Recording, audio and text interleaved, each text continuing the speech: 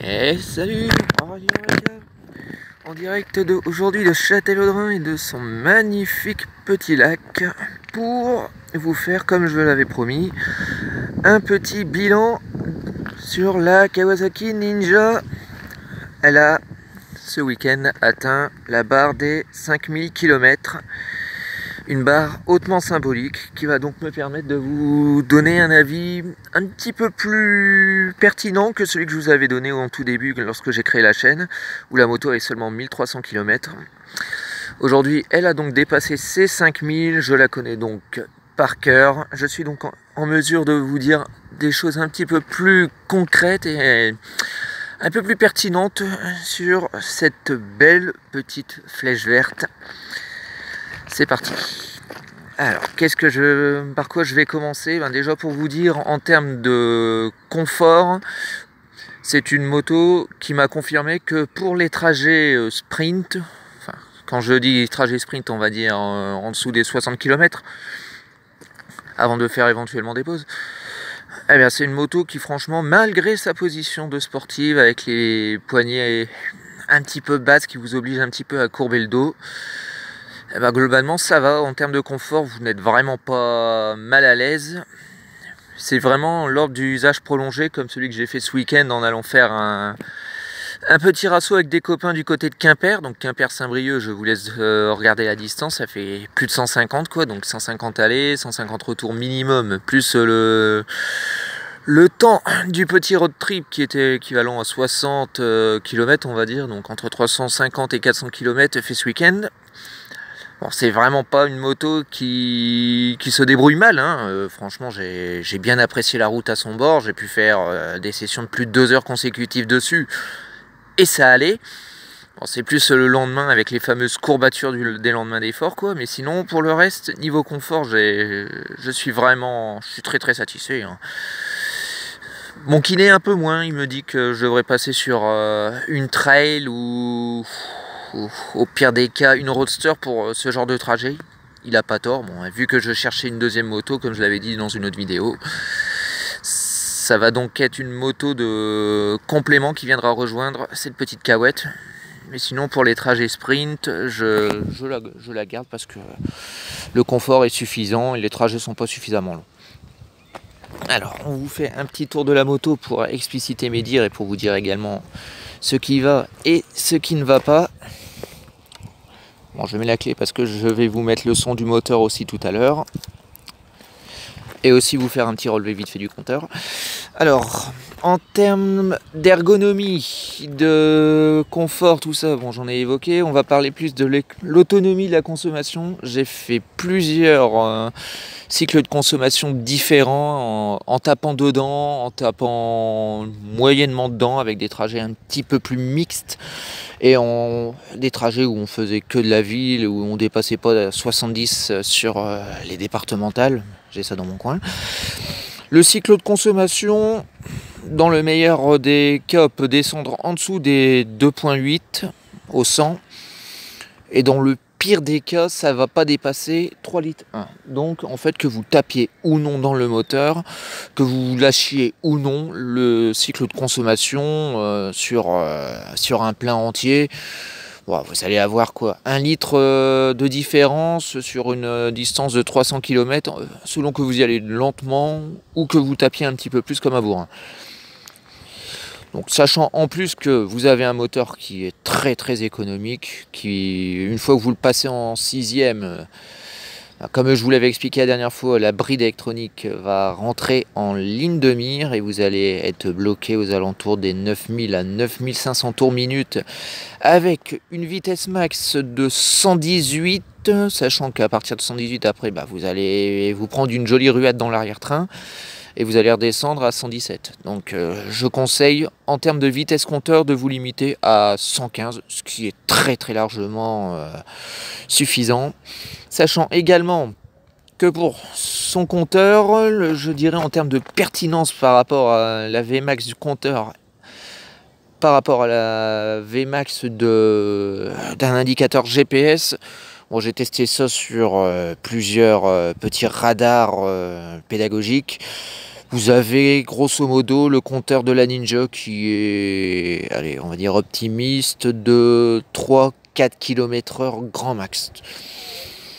Donc je pense que en termes de pertinence, c'est déjà pas mal si on compare à une, par exemple à une Honda CB125R, celle qui est sortie récemment en 2018, et vous avez une différence de 10, 11, voire 12 km/h en Vmax d'écart avec un compteur qui est là extrêmement optimiste. En termes d'entretien de cette petite moto, ce qui est quelque chose qui peut intéresser les gens qui sont pas doués là-dedans, moi le premier, eh bien écoutez, franchement, que ce soit après la révision des 1000 ou que ce soit après 4000 km, j'ai rien eu à faire. Oui, vous avez bien entendu, je n'ai absolument rien eu à faire. Par exemple, il est de bon ton de graisser et de retendre sa chaîne de temps en temps. Là, ils m'ont dit après les 4000 km, bah non, il n'y avait pas besoin, quoi. La consommation de graisse sur cette chaîne est tout simplement ridicule. L'huile, aucun problème. Bon, j'en ai rajouté un petit peu la dernière fois, mais pas besoin. Et là où j'ai été le plus bluffé, c'est au niveau du refroidissement du moteur. Je pensais que le liquide de refroidissement allait manquer après 4000 km. Eh ben non.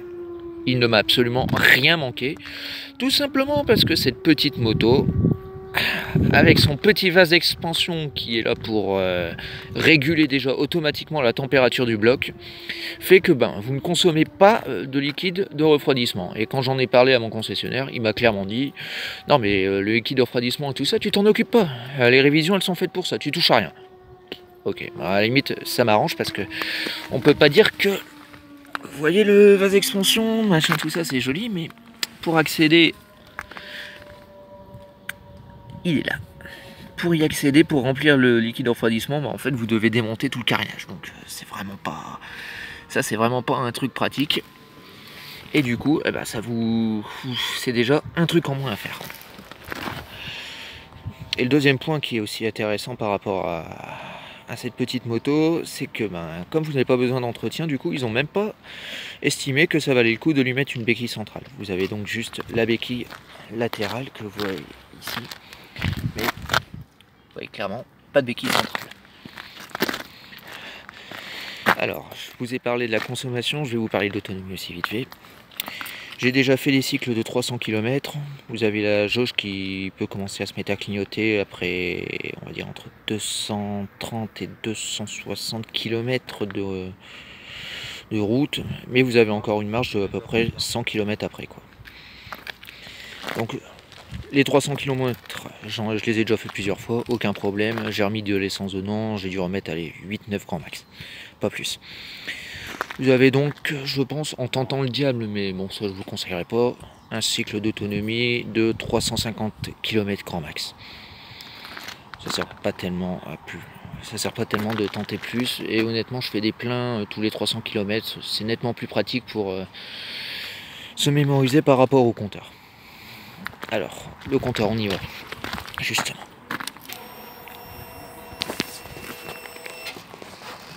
Bon il y a rien de changé par rapport à la dernière fois que je vous l'ai montré. Bon vous voyez les 5000 km qui ont été allègrement passés. Il faut savoir que j'ai fait mon plein en repartant de Quimper la dernière fois. Bon, vous avez une jauge qui est optimiste hors démarrage. Elle va vous grignoter une ou deux jauges après, parce que quand je suis arrivé tout à l'heure, j'en avais 3. Mais ça se réinitialise au bout de 5-10 km sans trop de problème, quoi. Alors, qu'est-ce que je vais trouver à redire à cette petite moto? Une petite VMAX qui est malheureusement un poil faible à cause de cette bride électronique. Les rétroviseurs, j'ai tenté tout ce que je pouvais pour retrouver une bonne vue, mais vous voyez, malheureusement, je n'arrive à rien, quoi. C'est dès que j'arrive d'un côté ou de l'autre, on voit mes bras, quoi. Et là encore, ça va. Mais une fois que je suis bien appuyé sur la moto, comme vous voyez, hop, ça déborde. C'est vraiment un des points les plus dommages que je trouve sur cette moto. Un autre truc, bon ça c'est... Malheureusement c'est typé Kawasaki puisque je...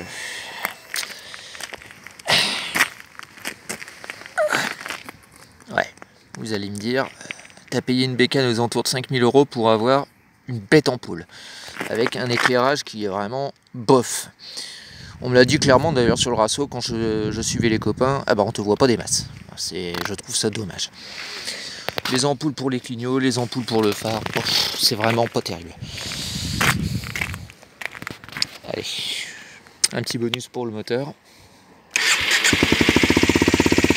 Donc le fameux petit pot haro, comme je vous l'avais détaillé la dernière fois, avec la chicane qui est soudée.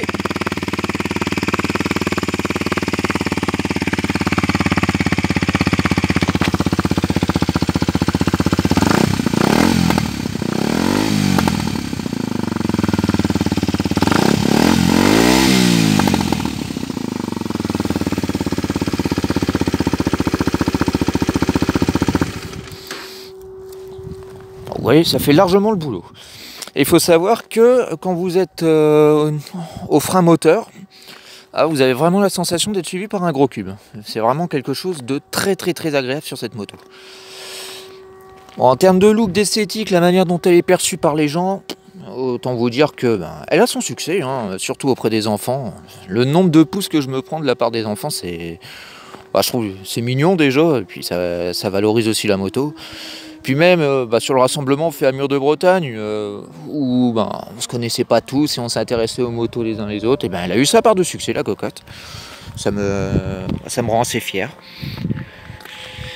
Mais par contre, comme je vous l'ai dit, elle a des petits défauts, hein, que ce soit les rétros, qu'elle n'ait pas de béquille centrale, il va vous falloir quand même changer les lampes.